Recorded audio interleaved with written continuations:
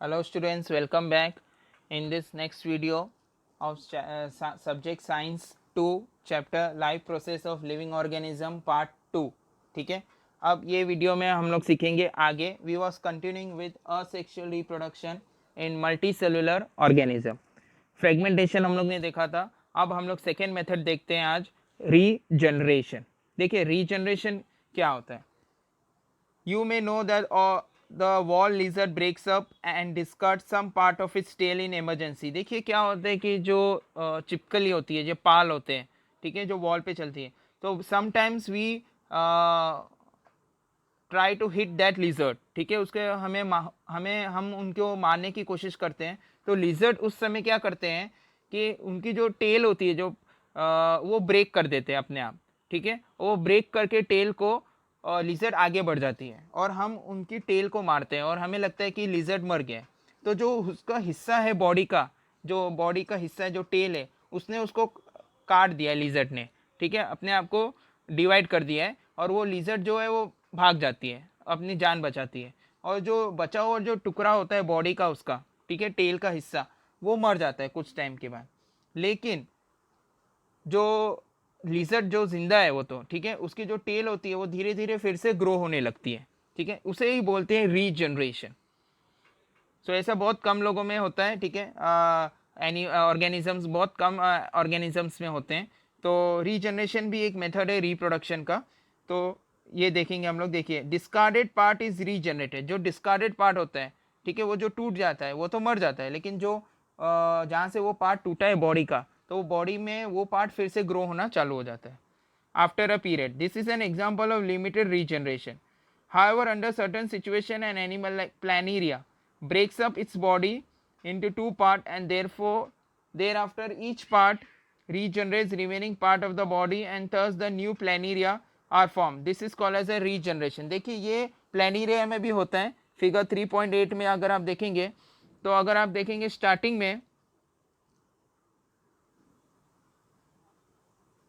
First case में अगर आप देखेंगे ये वाला, अगर आप देखेंगे this one, this is full complete. Okay, तो अगर हम लोग ये अगर सेंटर पार्ट देखेंगे हम लोग, खाली इसका सेंटर पार्ट ये वाला, ठीक है, ये सेंटर पार्ट, तो ये सेंटर पार्ट अगर ये टूट जाता है, ठीक है, तो ये सेंटर पार्ट धीरे धीरे डेवलप होता है और पूरा बॉडी बन जाता है बाद में. समटाइम्स खाली हेड इसका टूट जाता है. ठीक है, तो हेड रहता है, बाकी बॉडी पार्ट्स टूट जाते हैं. तो हेड है तो बाकी धीरे धीरे पूरे जो बॉडी है वो डेवलप होते हैं और फाइनली ये बॉडी बन जाता है उसका, प्लेनेरिया का. समटाइम्स क्या होता है कि टेल जो होता है उसका वो है, ठीक है, खाली टेल बचा हुआ है. देखिए खाली टेल है, तो ऊपर का बॉडी पार्ट टूट जाता है, तो वो टेल से फिर धीरे धीरे वो पूरा बॉडी डेवलप हो जाता है और फाइनली ये देखो ये फिर से नया बॉडी उसका बन जाता है प्लेनेरिया का. So this process is called as a regeneration. Okay, next, budding. In case of hydra, under favorable condition, a specific part of its body and outgrowth is formed by repeated division of regenerative cell of the body wall. देखिए बर्डिंग बहुत fast होता है, cell division इसमें बहुत fast होते हैं. This outgrowth is called as a bud. देखिए अब कैसे होता है कि अगर मैं यहाँ पे आपको बताऊं कि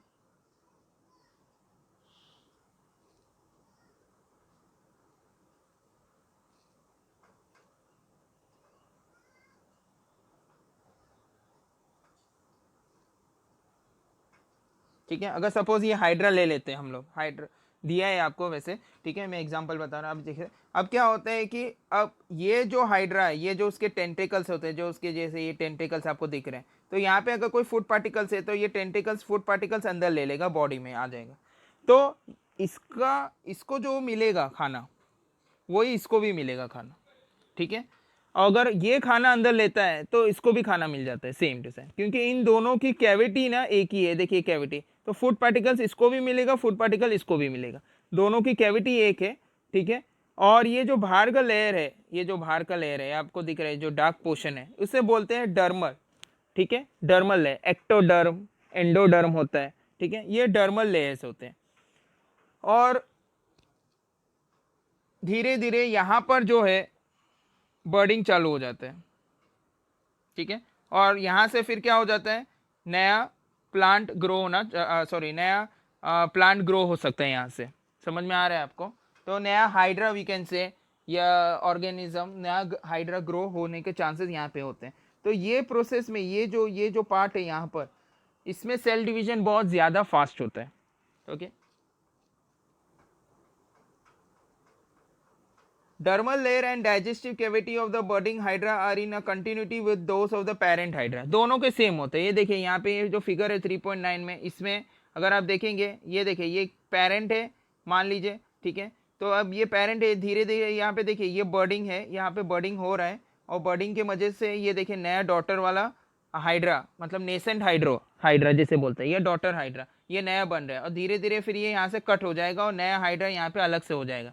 ओके, जब वो सस्टेन करने लायक हो जाता है, इंडिपेंडेंट लाइफ जीने लायक हो जाता है, तो ये अपने पेरेंट से अलग हो जाता है, ठीक है, और नया हाइड्रा बन जाता है फिर वो।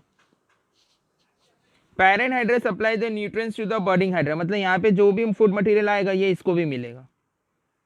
बर्डिंग hydra separate from the parent hydra and start to lead an independent life when it grows up and becomes able to lead a independent life. Next है वेजिटेटिव प्रोपोगेशन। देखिए अभी स्टार्टिंग में हम लोग ने चैप्टर में देखा था vegetative propagation, reproduction in plants with the help of vegetative parts like root, stem, leaf and bud is called as a vegetative reproduction. Vegetative reproduction कब होता है प्लांट में? जब कोई भी रिप्रोडक्शन होता है प्लांट से, जैसे रूट से रिप्रोडक्शन हो रहा है, या स्टेम से हो रहा है, लीफ से हो रहा है, ठीक है, या पत्ते से हो रहा है, तो उस टाइप के रिप्रोडक्शन को हम लोग बोलेंगे वेजिटेटिव रिप्रोडक्शन।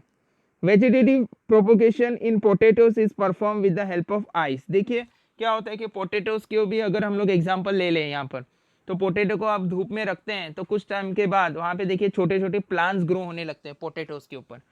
तो जहाँ से प्लांट ग्रो हो रहा है उसको नाम दे दिया है ice, present on the tuber, whereas in the bryophyllum it is performed with the help of buds present on the leaf margin। देखिए ब्रायोफाइलम प्लांट है, उसका एक पत्ता है और टूट के गिर गया ग्रीन कलर का, उसमें से भी बर्डिंग्स डेवलप हो रहे हैं, उसमें बर्ड्स फॉर्म हो रहे हैं। देखिए लीफ मार्जिन पे, यहाँ पे ये देखिए ये लीफ मार्जिन है, ये लीफ मार्जिन, यहाँ पे लीफ मार्जिन, ये सब जो है ये लीफ मार्जिन है, वहाँ से बर्ड्स फॉर्म हो रहे हैं, वहाँ से नया प्लांट ग्रो हो रहा है। In case of plant like sugarcane and grasses, vegetative propagation occur with the help of buds present on the nodes।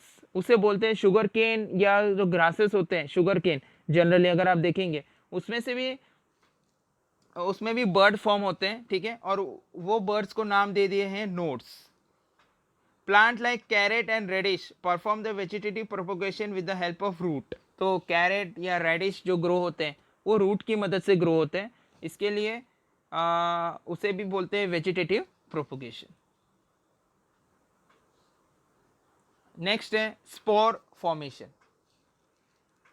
Try this, take a piece of a wet bread और bhakri and keep it in a humid place. देखिए एक bread का एक टुकड़ा ले लीजिए, ठीक है, उसको ह्यूमिड प्लेस पे, ठीक है, पानी वाली जगह पे रखिए, humid place. Fungus will grow on it within 2 to 3 days। उस पर फंगस ग्रो हो जाएगा। ये देख सकते हैं ये ब्रेड का टुकड़ा है, और आप देख सकते हैं इस पर ग्रीन कलर या वाइट कलर के आपको फंगस दिखना चालू हो जाएंगे। Observe the fungus under the compound microscope and draw it's diagram. इसको आप कंपाउंड माइक्रोस्कोप में देखेंगे तो आपको ऐसा ही दिखेगा। Fungi like Mucor have a filamentous body. देखिए इस तरह से ये दिखेगा आपको फंगी, ये तो आपको ऐसे भी दिख जाएगा, ठीक है, और जब आप माइक्रोस्कोप में देखेंगे तो आपको ये फंगी ऐसा दिखेगा। ये देखिए धागे जैसा थिन स्ट्रक्चर होते हैं, ठीक है, यहाँ पे स्पोर्स होते हैं, और बहुत सारे स्पोर्स जब मिल जाते हैं तो वो स्पोरेंजियम बन जाते हैं, ठीक है। स्पोर्स का मतलब होता है सीड, जैसे सीड्स होते हैं। They have a sporangia, once the spores are form sporangia burst and spores are release. जब ये आप जो सर्कल दिख रहे हैं इसमें बहुत सारे स्पोर्स बनने लगते हैं, ठीक है, जब वो बन जाते हैं तो ये जो स्पोरेंजिया है वो बर्स्ट हो जाता है और इसमें से स्पोर्स निकलते हैं। Once the spores are formed, sporangia burst and spores are released. Spores germinate in moist and warm places and new fungal colonies form। ये वहाँ जाते हैं, ये सीड जो स्पोर्स जो होते हैं वो वहाँ चले जाते हैं कि जहाँ पे कंडीशन फेवरेबल हो, जहाँ पे अच्छा खाना पानी हो, ठीक है, और वो फेवरेबल कंडीशन में वो अपनी कॉलोनी फिर से नई कॉलोनी बनाना शुरू करते हैं. Okay, so this is how this was there in the sexual reproduction. And male gametes are those two germ cells. The two main process occur in the sexual reproduction. Sexual reproduction में सबसे important बात है कि दो male gametes, एक male gametes और एक female gametes होने चाहिए. Okay, and they form when these two germ cells combine together, they form the zygote and then they convert it into embryo.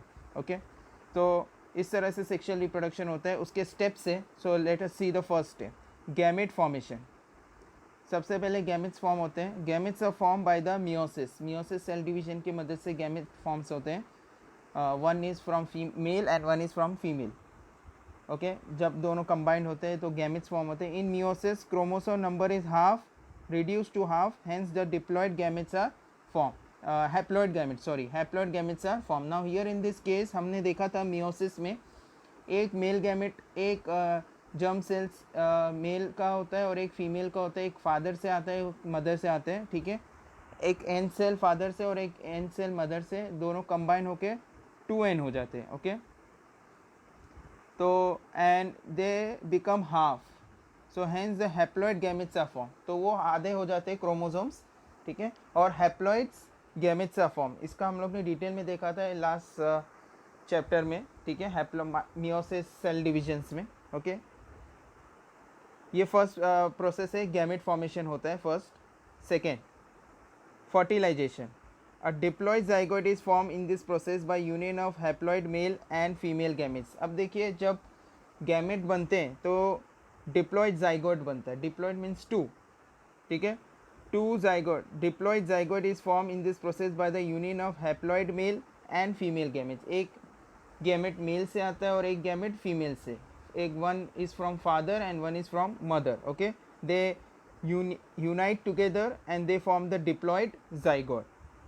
The zygote divide by the mitosis and embryo is formed. आगे जाके ये mitosis की मदद से zygote divide होता है और offspring या आप बोल सकते हैं बच्चा प्रोड्यूस होता है. ठीक है, बच्चा बनता है, we can say. embryo is formed. The embryo develops to form the new individual. Further this embryo will develop and the new individual is formed. Two parents, that is male parent and female parent, are involved in this type of reproduction. देखिए, this is a sexual reproduction. इसमें दो parent के involvement ज़रूरी है. One is male parent and one is female parent. Fusion of male gamete of male parent and female gametes of female parent occurs. यहाँ पे होता है कि मेल गैमेट एक फादर से और एक मदर से, फीमेल गैमेट. ओके, वो जब दोनों मिलते हैं तो उनका फ्यूजन होता है. Due to this the new individual always has recombined genes of both the parents. देखिए, इससे क्या होता है कि जो बच्चा रिप्रोड्यूस होता है, जो बच्चा पैदा होता है, ठीक है, तो इसमें वो बच्चे में पेरेंट्स के भी जीन्स होते हैं और मदर्स के भी जीन्स होते हैं. ठीक है, और समटाइम्स उनमें वेरिएशंस भी दिखता है. ये जीन्स के अलावा वो बच्चे में कुछ वेरिएशंस भी दिखते हैं. ठीक है, तो ये वेरिएशंस आते हैं जब because of the recombined genes of both the parent. Hence the new individual show the similarity with the parent. Similar तो दिखते हैं पेरेंट्स से for some character and has some characters different than both the parents. Genetic variations की वजह से. ठीक है, genetic variations की वजह से वो बच्चे में आपको पेरेंट्स के तो सिमिलैरिटीज़ दिखेंगे, पेरेंट्स से सिमिलैरिटीज़, लेकिन उसमें कुछ अलग प्रॉपर्टीज़ भी दिखेंगे बच्चे में. Diversity in the living organism occur due to the genetic variation. इसके वजह से डाइवर्सिटी आता है, जेनेटिक वेरिएशन की वजह से. Genetic variation helps the organism to adjust with the changing environment and thereby to maintain their existence. देखिए, due to this the plants and animals can save themselves from being extinct. ऐसा होता है कि genetic variation बहुत important factor है. Genetic variations होता है, इसके वजह से जो न्यू स्पीशीज़ प्रोड्यूस होती है, ठीक है, और वो बहुत ज़्यादा स्ट्रॉन्ग हो जाती है. ठीक है, compare to the first generation. तो सेकेंड जनरेशन आती है, वो ज़्यादा स्ट्रॉन्ग होते हैं क्योंकि उसमें जेनेटिक वेरिएशंस होते हैं. जेनेटिक वेरिएशंस हेल्प करते हैं ऑर्गेनिज्म को एडेप्ट करने के लिए नए एनवायरनमेंट के साथ, क्योंकि environment always getting changed. Okay, तो वो एनवायरनमेंट में एडेप्ट होने के साथ उसके साथ एडजस्ट करने के लिए वो स्पीशीज़ में भी चेंजेस आना ज़रूरी है। जो जेनेटिक वेरिएशन नहीं बताते वो स्पीशीज़ जल्द से जल्द एक्सटिंक्ट हो जाते हैं। Okay, it may be the plants, it may be the animals. बहुत सारे एनिमल्स आपने सुने होंगे, ओके, दे आर एक्सटिंक्ट, वो विलुप्त हो चुके हैं क्योंकि उन्होंने कोई जेनेटिक वेरिएशन नहीं बताया, बदलाव नहीं आया उनमें, इसकी वजह से वो एनवायरनमेंट के साथ एडजस्ट नहीं कर पाए and due to that they have extinct. Okay, so genetic variation is very important factor in the reproduction. चलिए अब आगे बढ़ते हैं।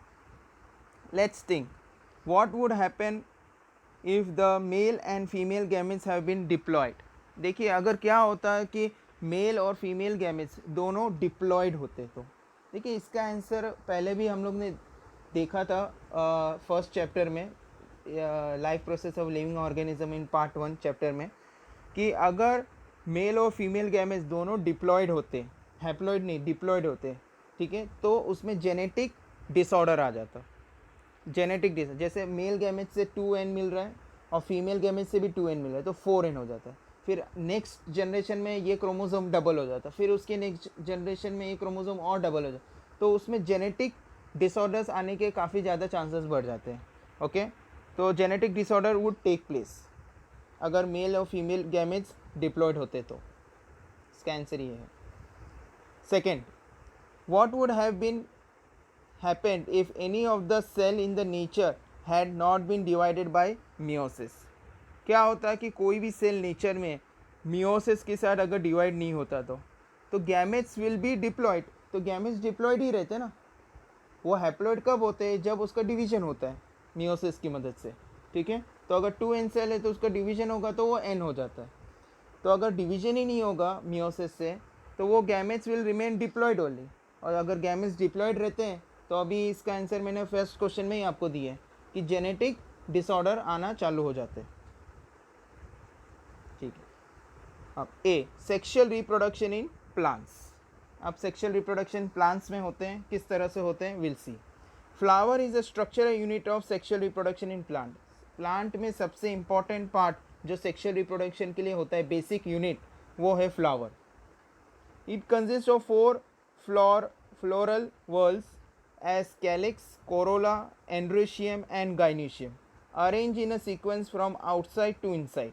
देखिए 4 इंपॉर्टेंट पार्ट आप बोल सकते हैं फ्लावर के, ठीक है, जो कि calyx, Corolla, androecium and gynoecium होते हैं और वो अरेंज होते हैं फ्लावर्स में। देखिए androecium and gynoecium are called essential whorls because they perform the function of reproduction, whereas the calyx and corolla are called as accessory whorl because they are the responsible for the protection of inner whorls।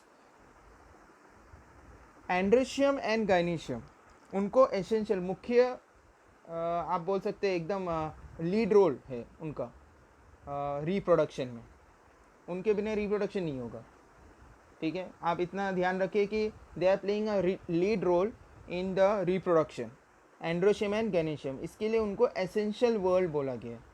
जबकि अगर आप देखें calyx और Corolla, उनको accessory world बोला गया है। इसका मतलब वो हेल्पिंग हैंड्स है, वो रिप्रोडक्शन के लिए एंड्रोशियम और गाइनोशियम को क्या करते हैं, मदद करते हैं, ठीक है, और उनको प्रोटेक्शन देते हैं एंड्रोशियम और गाइनोशियम को। Member of calyx are called sepals. जो कैलिक्स के मेंबर होते हैं उन्हें सेपल्स बोलते हैं and they are green colour. आप देख सकते हैं यहाँ पे, देखिए जो पेडिकल जो है, ठीक है, उसके ऊपर जो आपको पार्ट दिख रहा है, this part green colour, okay, this is called as a calyx, और उसके मेंबर को हम लोग क्या बोलते हैं, सेपल्स, ग्रीन कलर के होते हैं। Member of corolla are called petals and they are variously coloured. Corolla आप देख सकते हैं यहाँ पर, ये जो फ्लावर है उनके जो पंखुड़ियाँ होती है, ठीक है, उन्हें बोलते हैं पेटल्स। तो एक होता है तो पेटल्स, और बहुत सारे हैं ऐसे पेटल्स, तो उनको क्या बोलते हैं, Corolla. A flower is called as a bisexual if both the whorls, that is androecium and gynoecium, are present in the same flower। देखिए ऐसा फ्लावर जिसमें मेल और फीमेल पार्ट एक में ही हो, ठीक है, उसे ऐसे फ्लावर को हम लोग बोलते हैं बाइसेक्सुअल। बाई मीन्स टू, जिसमें एक ही फ्लावर में मेल और फीमेल, मतलब एंड्रोशियम पार्ट को हम लोग मेल पार्ट बोलते हैं और गाइनेशियम को हम लोग फीमेल पार्ट बोलते हैं। तो दोनों चीज़ एंड्रोशियम और गाइनेशियम एक ही फ्लावर में हो तो उसे हम लोग बोलते हैं बाइसेक्सुअल फ्लावर। एग्जाम्पल है हिबिस्कस, ये फ्लावर है हिबिस्कस का, इसमें एंड्रोशियम ही है और गाइनेशियम एक ही फ्लावर में है, ठीक है, तो ये बाइसेक्सुअल फ्लावर है। A flower is called as a unisexual if any one of the above mentioned two whorls is present in the flower। जैसे अगर एक फ्लावर में सिर्फ मेल एंड्रोशियम हो या और दूसरे फ्लावर में सिर्फ गाइनेशियम है, तो ऐसे फ्लावर को हम लोग बोलते हैं यूनिसेक्सुअल। यूनिसेक्सुअल मीन्स सिंगल, या तो सिर्फ मेल पार्ट होगा दैट इज एंड्रोशियम, या तो सिर्फ गाइनेशियम होगा female part. If only androecium is present it is a male flower, and if only gynoecium is present flower is called as a female flower. Example papaya, ये देखिए आप, ये वाला जो पार्ट है नीचे अगर आप देखेंगे पपैया फ्लावर, तो मेल फ्लावर है ये वाला, इसमें सिर्फ मेल फ्लावर्स इससे बोला गया है क्योंकि इसमें सिर्फ एंड्रोशियम है, जबकि वो ऊपर वाला पार्ट जो है, ऊपर वाला जो फ्लावर है वो फीमेल फ्लावर्स है क्योंकि इसमें सिर्फ गाइनेशियम है, एंड्रोशियम नहीं है। ओके,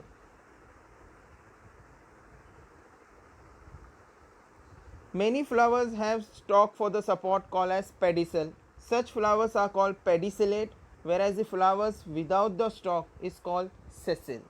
देखिए ये पिक्चर में आप देखिए, यहाँ पर ये फ्लावर में आप देखिए यहाँ पर एक पेडिसल है, ठीक है, तो ऐसे फ्लावर जिसके पास पेडिसल होते हैं, ठीक है, ऐसे फ्लावर को हम लोग बोलते हैं पेडिसिलेट। ओके, और जिसके पास स्टॉक नहीं होते हैं ऐसे फ्लावर को हम लोग बोलते हैं सेसेल। Androecium is male whorl and its members are called as a stamens. अब यहाँ पे देखिए एंड्रोशियम जो है, अगर आप देखेंगे ये पार्ट एंड्रोशियम है, ठीक है, एंड्रोशियम मेल पार्ट है and gynoecium is female part. Androecium के मेंबर्स को हम लोग क्या बोलते हैं, एंड्रोशियम के मेंबर को हम लोग बोलते हैं stamens. Okay, while the gynoecium female whorl and its membranes are called carpels. Gynoecium के मेंबर्स को हम लोग क्या बोलते हैं, कार्पल्स। ये पूरा इसे कार्पल्स बोलते हैं, ठीक है, ये आपको बाद में पता चलेगा स्टिग्मा, स्टाइल, ओवरी क्या होता है, ये अभी हम लोग देखेंगे बाद में, ठीक है। तो एंड्रोशियम के मेम्ब्रेन्स को हम लोग बोलते हैं, एंड्रोशियम के मेम्ब्रेन्स को हम लोग बोलते हैं कि स्टेमेंस, वाइल द गाइनेशियम के फीमेल मेंबर को हम लोग बोलते हैं, गाइनेशियम के मेंबर्स को हम लोग बोलते हैं कार्पल्स। ये आपको पता होना चाहिए, ठीक है। Member of gynoecium are called as carpels. They may be separated or united.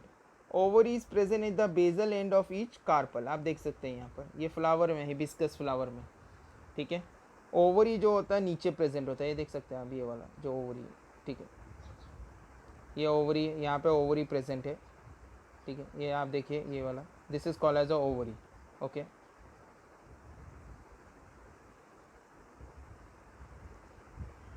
ovary is present at the basal end of the each carpel। A hollow style come up from the ovary। यहाँ पे देखिए आप, यहाँ से एक tube आ रहा है,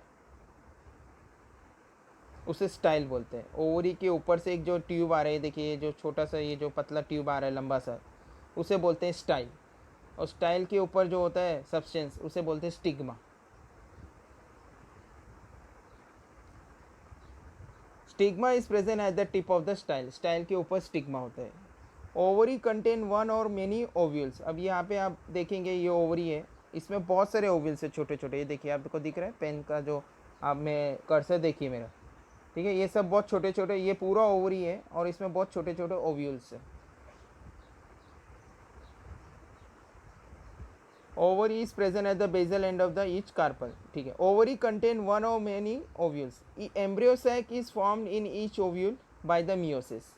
each embryo sac consist of haploid egg cell and 2 haploid polar nucleus. आप देखेंगे यहाँ पर ये जो फिगर है, इसमें आप देखेंगे कि ऊपर जो होता है वो स्टिग्मा सब्सटेंस होता है, ठीक है, ये ट्यूब को हम लोग स्टाइल बोलते हैं। ये ओवरी है, तो ओवरी का अंदर बहुत सारे ओव्यूल्स होते हैं, ठीक है। Pollen grains from anther are transfer to the stigma, this is called as a pollination. अब क्या होता है यहाँ पे ये प्रोसेस में कि जो पोलन ग्रेन्स होते हैं, ठीक है, वो यहाँ पे देखिए आप, मैं ये पिक्चर में आपको बताता हूँ। ये देखिए ये जो एंथर आपको दिख रहा है, ये देखिए ये एंथर, बहुत सारे एंथर है, 1 2 3 4 5, यहाँ पे बहुत सारे एंथर है, ठीक है। लेकिन ये बहुत सारे मेल पार्ट्स हैं, लेकिन जो गाइनेशियम है वो खाली एक ही पार्ट है। देखिए एक लॉन्ग ट्यूब जैसा है, ठीक है, जिसे स्टाइल बोलते हैं, वो एक ही है। तो यहाँ पे आप देखिए ये जो ऊपर का जो पार्ट है, ये वाला पार्ट में बात कर रहा हूँ, ये सब जगह ये वाला जो स्पोर्ट्स जैसे बना है ना, ये वाला ऐसा, तो ये क्या होता है कि कुछ टाइम के बाद फूट जाता है, ठीक है। जैसे अगर आपको याद है कि हम लोग ने इसमें देखा था स्पोर फॉर्मेशन में, ठीक है। स्पोर फॉर्मेशन में क्या हुआ देखा था हम लोग ने, एक भाकरी का टुकड़ा ले लिया था, फिर उस पर बहुत फंगस ग्रो हो जाते हैं, ठीक है। फिर इसको माइक्रोस्कोप में देखते हैं तो एक स्पोर होता है, वो धीरे बर्स्ट होता है, उसमें से सीड्स निकलते हैं। तो वैसे यहाँ पर क्या होता है कि यहाँ पे पोलन ग्रेन निकलते हैं, ये बर्स्ट हो जाता है, ठीक है। तो बहुत सारे पोलन ग्रेन्स निकलते हैं, तो हवा के द्वारा, ठीक है, with the because of the air, okay, wind, ये सब पोलन ग्रेन्स इधर उधर फैल जाते हैं, और कुछ पोलन ग्रेन्स हवा से उड़कर यहाँ पे आके ऊपर स्टाइल के ऊपर जो ये सब्सटेंस है ना, वहाँ पे जाके चिपक जाता है। ये स्टिग्मा नाम ही है। स्टिग्मा क्यों नाम है? Because it is a sticky substance, ताकि जब पोलन ग्रेन्स हवा से उड़कर या इंसेक्ट्स के द्वारा यहाँ पे आ जाए तो ये पोलन ग्रेन्स यहाँ पे चिपक जाएगा, ठीक है। और फिर ये धीरे धीरे जो ये होलो ट्यूब है ये उसको अंदर ले लेगा, ठीक है। तो ऐसे पॉलिनेशन को हम लोग बोलते हैं, ऐसे प्रोसेस को हम लोग बोलते हैं pollination. Pollen grains from anthers are transfer to the stigma. तो एंथर से पोलन ग्रेन्स कहाँ पे चला जाता है? स्टिग्मा के ऊपर, जो कि female part. This is called as a pollination. Pollination occur with the help of abiotic agents. Pollination दो तरीके से हो सकते हैं, या तो बायोटिक या तो abiotic. Biotic means living thing की मदद से, या तो अबायोटिक मतलब नॉन लिविंग थिंग की मदद से। अबायोटिक एजेंट्स में हो सकते हैं विंड है, वाटर है, उनके कारण। बायोटिक एजेंट्स में जैसे इंसेक्ट्स है, मधुमक्खियाँ हैं, ठीक है, वो आते हैं तो मधुमक्खी के बॉडी के साथ वो पोलन ग्रेन चिपक जाते हैं, फिर वो जाके स्टिग्मा पे बैठ जाते हैं, ठीक है। तो वहाँ पे पोलन ग्रेन्स उनको मिल जाता है, स्टिग्मा को, ठीक है। और दूसरे एनिमल्स के कारण ये पोलन ग्रेन्स ट्रांसफ़र होते हैं from anther to stigma. Stigma become sticky during the pollination. ये स्टिकी हो जाता है ताकि जो भी पोलन ग्रेन्स उसके ऊपर आए तो वो स्टिक हो जाए, उधर चिपक जाए। पोलेन्स germinate when they fall upon the sticky stigma, that is a long pollen tube, and the two male gametes are formed। अब यहाँ पे देखेंगे हम कि जब पोलन ग्रेन्स यहाँ पे आता है स्टिग्मा पे तो वो चिपक जाता है, और इसके बाद एक लंबा ट्यूब बनाते हैं, ठीक है।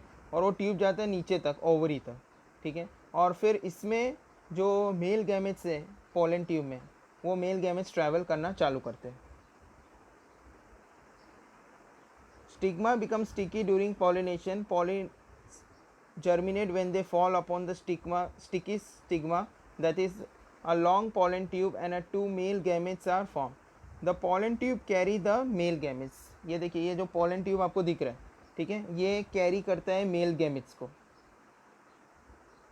बराबर है। ये जो pollen tubes है ये मेल गैमेट्स को कैरी कर रहे हैं। ये देखिए ये मेल गैमेट्स नीचे की तरफ जा रहे हैं। pollen tube reaches the embryo sac through the style, ठीक है। पोलन ट्यूब जो होता है reaches the embryo sac through the style. Style की मदद से वो नीचे तक जा सकते हैं, एम्ब्रियो सैक तक। Tip of the pollen tube burst and the two male gametes are release in the embryo sac. ये देखिए टू मेल गैमेट्स आ रहे हैं, तो एंथर्स होते हैं वो बर्स्ट होते हैं, फिर वो पोलन ग्रेन स्टिग्मा पे जाके चिपक जाते हैं, और स्टिग्मा से फिर धीरे धीरे पोलन ट्यूब की मदद से वो एम्ब्रियो तक पहुँचते हैं। One male gamete unite with the egg cell to form the zygote. देखिए यहाँ पे आप इसको जूम करके यहाँ पे दिया है ये पिक्चर में, ये वाले पिक्चर में, ठीक है। अब ये concentrate on this figure, okay. तो यहाँ पे अगर आप देखेंगे कि ये एक जो होते हैं मेल गैमेट्स, ठीक है, और इसमें होते हैं polar nucleus also, okay. Now this यहाँ पे लिखा है, देखिए, one male gamete unite with the egg cell. एक मेल गैमेट जो होता है वो एक सेल के साथ यूनाइट होता है, एक सेल के साथ यूनाइट होता है, ठीक है, टू फॉर्म द जाइगोट। इसे बोलते हैं fertilization. Second male gamete with the two polar, अब देखिए दो गैमेट्स होते हैं, ठीक है, क्या यहाँ पे दो मेल गैमेट्स है ना, यहाँ पे दो मेल गैमेट्स आ रहे हैं, तो एक मेल गैमेट्स यूनाइट होता है एक सेल के साथ, तो उसे फर्टिलाइजेशन बोलते हैं। लेकिन जो सेकेंड मेल गैमेट है वो यूनाइट होता है टू पोलर न्यूक्लिय के साथ, दो पोलर न्यूक्लिय के साथ, ठीक है। And endosperm is form. देखिए एंडोस्पर्म क्या होता है कि वो जब तक वो पूरी तरह से डेवलप ना हो जाए, ठीक है, तब तक एंडोस्पर्म क्या करते हैं कि फूड प्रोड्यूस करता है, ठीक है, and it take care of the formation of this whole process. As the two nuclei participate in this process, it is called as a double fertilization। अब यहाँ पे अगर आप देखेंगे कि दो न्यूक्लिया, जैसे एक अगर आप देखेंगे एक मेल गैमेट एक के साथ यूनाइट कर रहा है, ठीक है, एक सेल के साथ, और दूसरा मेल गैमेट किसके साथ यूनाइट कर रहा है, पोलर न्यूक्लिय के साथ। देखिए ये एक मेल गैमेट है, ठीक है, और यहाँ पे दो पोलर न्यूक्लियस है, तो ये दो और एक मेल के कितने बन जाते हैं, ट्रिप्लॉइड, ठीक है, सेल्स बन जाते हैं, ट्रिप्लॉइड सेल्स बन जाते हैं। और यहाँ पे ये एक सेल एक न्यूक्लियर के साथ रिएक्ट करता है, ये वाला न्यूक्लियर, ये देख सकते हैं आप, येलो कलर यहाँ पे दिख रहा है, ठीक है, ये एक सेल इसके साथ यूनाइट करता है और एक फर्टिलाइजेशन होता है। फिर ये एक सेल ये दूसरे पोलर न्यूक्लियस, दो पोलर न्यूक्लियस जो है उसके साथ यूनाइट करते हैं, तो एक और फर्टिलाइजेशन होता है। तो यहाँ पे एक ही में दो बार फर्टिलाइजेशन हो रहा है, इसीलिए इसे बोलते हैं डबल फर्टिलाइजेशन, ठीक है। यहाँ पे देखिए फिगर का नाम ही है double fertilization in angiosperm. Now what is angiosperm? Angiosperm means ऐसे प्लांट जो फ्लावरिंग है, मतलब जो फ्लावर्स, जिन पे फ्लावर्स आते हैं, ऐसे प्लांट को हम लोग बोलते हैं एंजियोस्पर्म। आपने सुना होगा एंजियोस्पर्म, जिम्नियोस्पर्म। जिम्नियोस्पर्म मतलब ऐसे प्लांट जिस पे फ्लावर्स नहीं आते, उसे जिम्नियोस्पर्म बोलते हैं। एंजियोस्पर्म जिस पे जो फ्लावरिंग प्लांट होते हैं, ठीक है, उसे बोलते हैं एंजियोस्पर्म। चलिए आगे बढ़ते हैं। Do you know when pollination involves, देखिए ये जो प्रोसेस है पूरा, ठीक है, इसका भी एक वीडियो है, ठीक है, तो मैं आपको ये वीडियो शेयर करूँगा, तो आप उसको एनिमेटेड फॉर्म में और डिटेल में इसको देख सकते हैं। When pollination involves only one flower or two flowers born on the same plant, it is called as a self pollination। देखिए क्या होता है कि जब एक ही प्लांट पे दो फ्लावर है, ठीक है, एक ही प्लांट पे दो फ्लावर है, जिसमें से एक फ्लावर मेल पार्ट है और एक फ्लावर फीमेल पार्ट है, उसमें जो पॉलिनेशन होता है उसे बोलते हैं सेल्फ पॉलिनेशन। या तो फिर ऐसा भी है एक चीज़ कि जैसे ये है, और दूसरा क्या है कि अगर एक ही फ्लावर में मेल और फीमेल पार्ट है और उसमें पॉलिनेशन हो रहा है, तो उसे भी हम लोग क्या बोलते हैं, self pollination. Whereas if it involves the two flowers born on the two plants of the same species, it is called as a cross pollination। देखिए अगर ऐसा होता है कि दो प्लांट है, ठीक है, दोनों पे फ्लावर्स है और वो सेम स्पीशीज है, ठीक है, जैसे एक ही स्पीशीज का दो प्लांट है, ठीक है, और एक प्लांट पे एक फ्लावर है, एक दूसरे प्लांट पे दूसरा फ्लावर है, तो एक प्लांट पे जो फ्लावर है उसमें मेल पार्ट है और दूसरे प्लांट पे फ्लावर है वो फीमेल पार्ट है, और उसमें जो पॉलिनेशन होता है, ठीक है, वो उसे such kind of pollination is called as a cross pollination. ऐसे टाइप के पॉलिनेशन को हम लोग क्या बोलते हैं, cross pollination. While discovering the new high-yielding and resistant varieties of plants, scientists bring about the pollination with the help of brush। देखिए brush का मतलब होता है एक आर्टिफिशियल मेथड से भी पॉलिनेशन किया जाता है, ठीक है, ब्रश पे एंथर लगाकर, ठीक है, वो ब्रश को पोलन ग्रेन्स मतलब एंथर लगाकर स्टिग्मा के पास लाया जाता है और फिर पॉलिनेशन किया जाता है। ये भी एक प्रोसेस है ताकि अच्छे क्वालिटी के प्लांट्स ग्रो किए जाए, ठीक है। You can see I will share one video also on that also, so that you will understand more clearly, okay. So artificial method के साथ भी पॉलिनेशन किया जाए। ये जो पॉलिनेशन था जो अभी हम लोग ने देखा वो नेचुरल मेथड था, ठीक है, बट आर्टिफिशियल मेथड से भी साइंटिस्ट आज पॉलिनेशन करवा रहे हैं, सो दैट हाई क्वालिटी के प्लांट्स, अच्छे क्वालिटी के प्लांट्स ग्रो किए जा सके। Okay students, So I hope you understood the sexual reproduction.